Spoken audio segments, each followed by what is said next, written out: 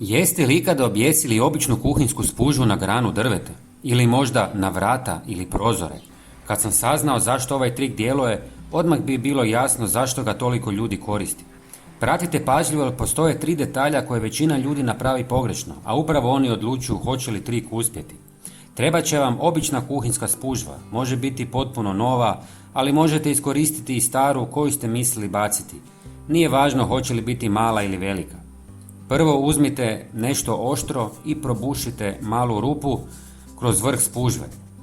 Kroz nju provucite komadić špage kako biste je kasnije mogli objesiti. Usput, jeste li znali da su se tisućama godina koristile isključivo prirodne morske spužve? Tek 1940. godina inženjeri su izumili prvu umjetnu celuloznu spužvu kakvu danas svi koristimo.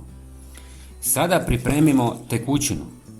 U 200 ml vruće vode dodajte jednu punu žlicu sušene mente i nekoliko kapi eteričnog ulja lavande. Promiješajte i pričekajte da se voda potpuno ohladi. Zatim procijedite tekućinu kako u njoj ne bi ostali komadići mente. Dok to radim, napišite mi u komentarima odakle me gledate. Ja sam iz Hrvatske i volim upoznavati ljude iz cijeloga svijeta.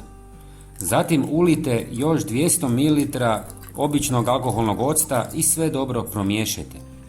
U dobivenu mješavinu uronite spužvu. Ostavite je nekoliko minuta kako bi upila što više tekućine. Nakon toga lagano iscijedite. Treba ostati dobro natopljena, ali iz nje ne smije kapati. Ali nemojte je još objesiti. Većina ljudi upravo ovdje pogriješi, zbog čega ovaj trik traje puno kraće i daje slabiji učinak. Sada omotajte spužvu aluminijskom folijom, tako da samo gornji dio ostane otvoren. Upravo kroz njega miris može polako izlaziti, dok folija i dalje zadržava svoju drugu važnu ulogu koju ću vam reći za sekundu. Na kraju objesite spužvu na granu voćke, blizu vrta, na vrata, balkon ili na prozor. Sigurno se sad pitate čemu ovo služi. Miris mente i lavande mnogim je ljudima ugodan, dok je komarcima i drugim štetočinama nepodnošljiv.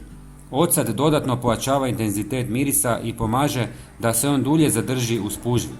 Sjaj aluminijske folije na suncu stvara bljeskove koji mogu zbunjivati muhe, a često odbijaju i ptice od približavanja voćkama. Zato ova kombinacija spaja 2 različite metode u jednom jednostavnom triku. Podijelite video s prijateljima. Pozdrav!